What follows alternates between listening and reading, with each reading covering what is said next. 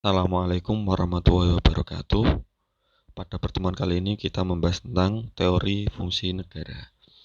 Jadi, apa sih gunanya organisasi negara itu dibentuk?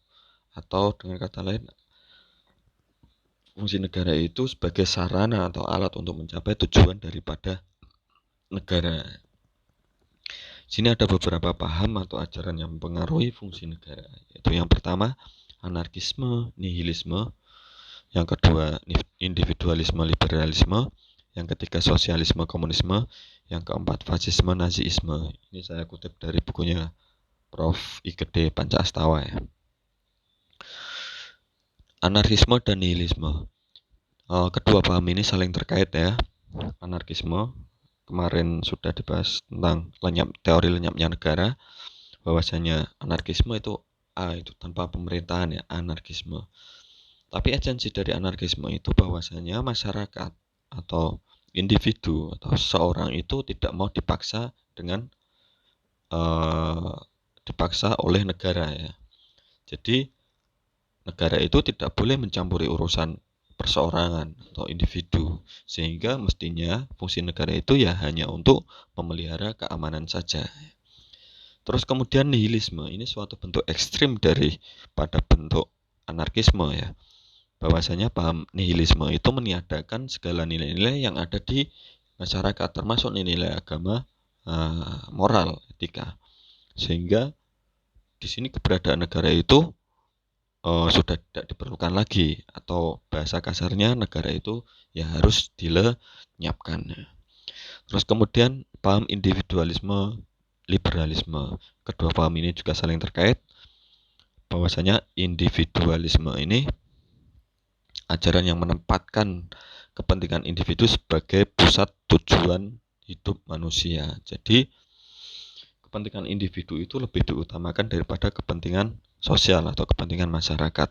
Nah, di sini muncullah asas liberty ya, atau muncullah paham liberalisme, yaitu kebebasan individu di dalam menggunakan hak-haknya masing-masing. Sehingga di sini fungsi negara itu ya hanya untuk menjaga keamanan dan ketertiban saja, atau bisa dikatakan konsep negara pasif. Supaya apa? Supaya orang-orang itu tidak saling menghormati, tidak saling mengganggu, dan tidak saling menghalangi dalam memperjuangkan hidupnya dan menggunakan haknya masing-masing ya. Paham ini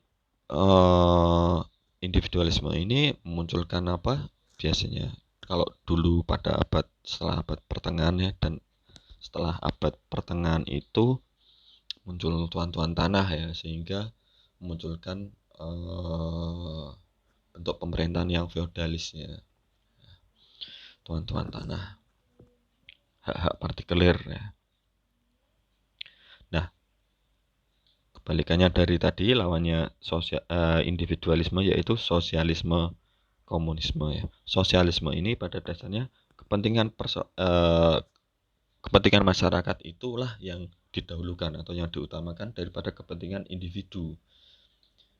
Jadi kepentingan individu itu dinomorduakan, sehingga di sini muncul bahwasanya semua hak-hak semua alat-alat produksi yang penting, yang mempengaruhi hajat hidup orang banyak dan mempengaruhi perekonomian suatu negara itu dikuasai oleh negara. Sehingga di sini kepentingan individu itu bisa saja dikorbankan demi mencapai tujuan daripada kepentingan dari keseluruhan masyarakat ya. Nah, di sini ajaran ini menghendaki bahwasanya adanya campur tangan pemerintah yang sangat luas, yaitu di dalam perekonomian ya. Jadi penguasaan alat-alat produksi dan aktivitas negara itu sangat luas ya. Terus kemudian komunisme ini ya hampir sama dengan sosialisme, cuman di sini sedikit revolusioner ya. Kalau sosialisme ini masih bersifat evolusioner, kalau komunisme ini lebih bersifat revolusioner.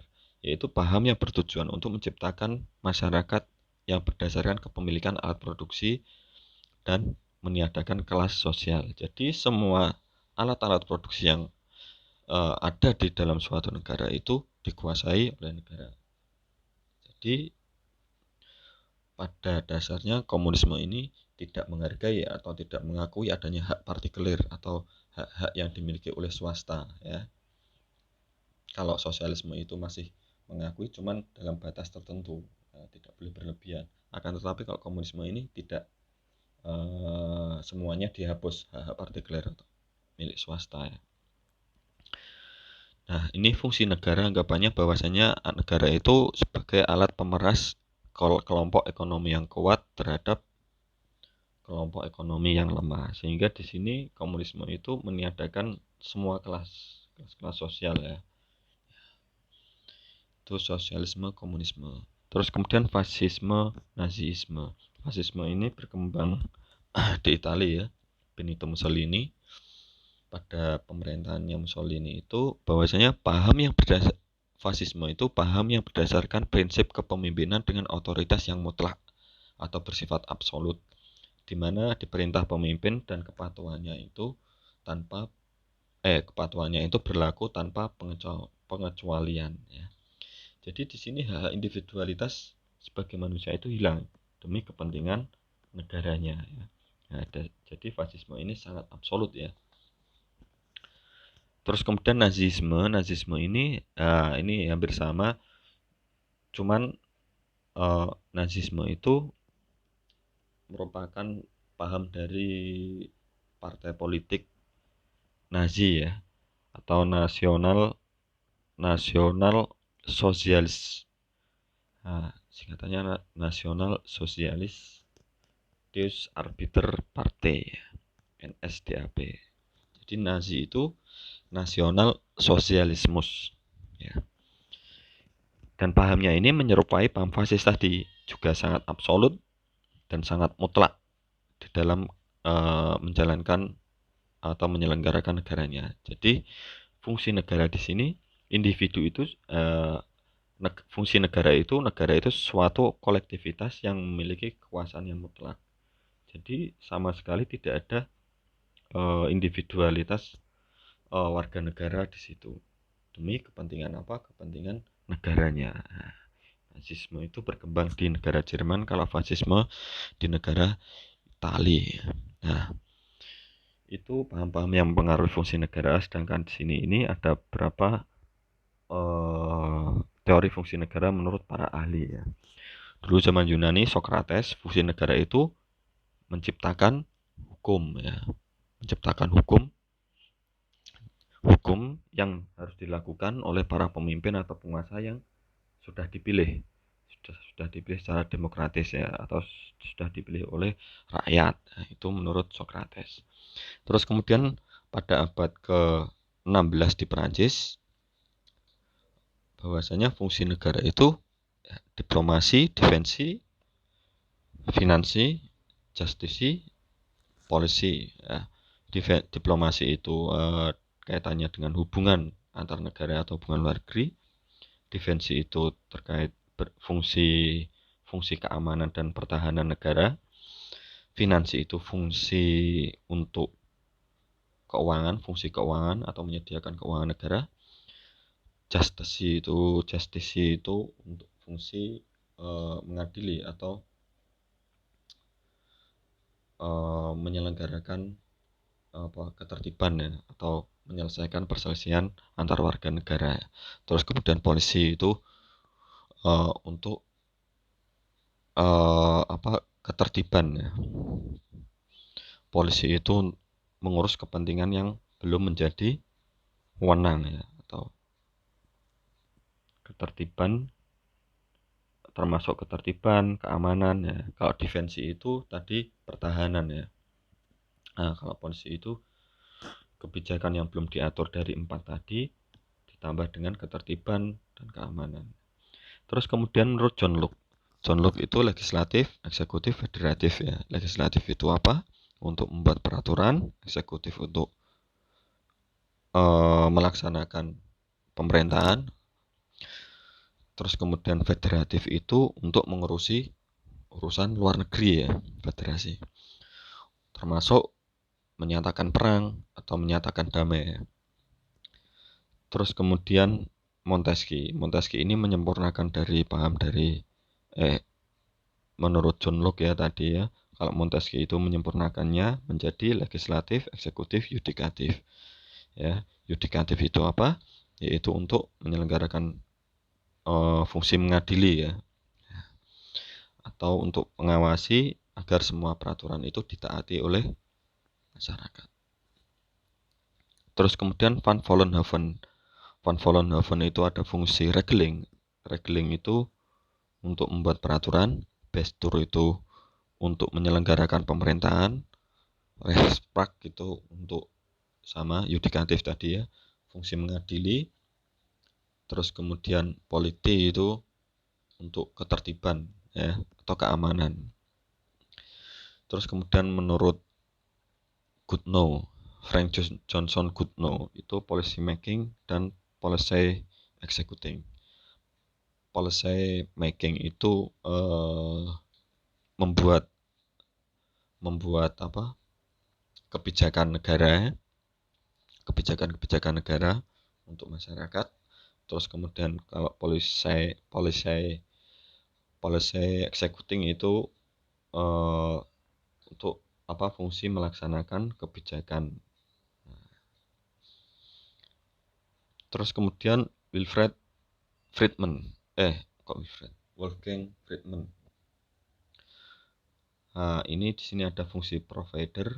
Provider itu sebagai penjamin untuk terselenggaranya standar minimum kehidupan masyarakat ya.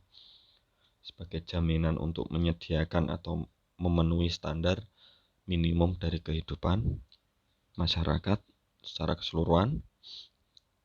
Kemudian ada fungsi regulator. Regulator itu fungsi untuk mengatur ya, regulasi. Jadi negara itu mengadakan aturan ya, mengatur termasuk membuat aturan. Nah, ini fungsi regulator. Terus kemudian entrepreneur.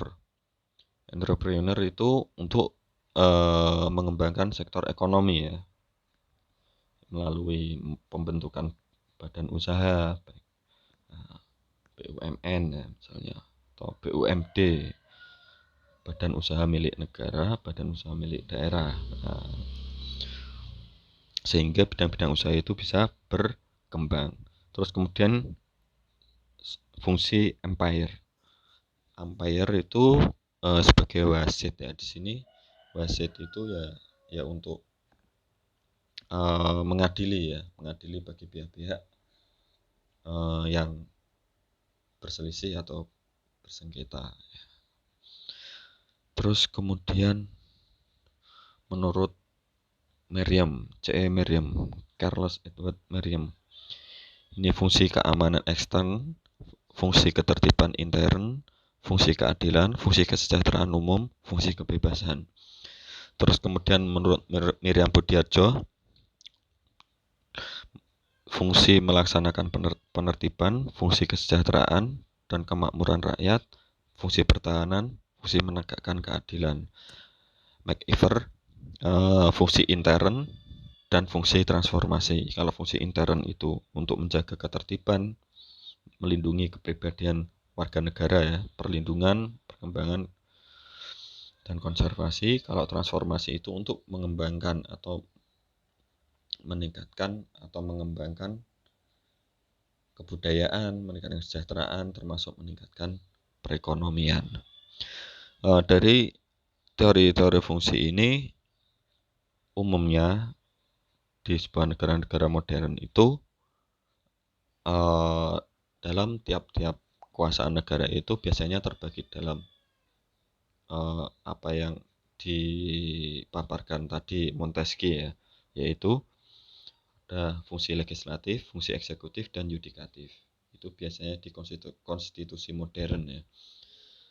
Akan tetapi apakah hanya sebatas itu? Ternyata tidak ya. Seperti di Indonesia. Di Indonesia itu kan di samping legislatif, eksekutif, dan yudikatif itu juga ada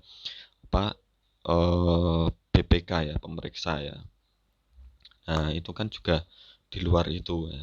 Di samping itu juga ada lembaga-lembaga lain yang yang yang lembaga-lembaga independen yang digunakan untuk mendukung dari kekuasaan tadi ya. Akan tetapi dia itu sebagai lembaga yang independen atau eh, di luar campur tangan dari legislatif, eksekutif dan yudikatif. Jadi masih ada lembaga-lembaga lain termasuk lembaga independen dan lembaga tadi BPK ya, Badan Pemeriksa. Oke, cukup. Sekian, terima kasih. Wassalamualaikum warahmatullahi wabarakatuh.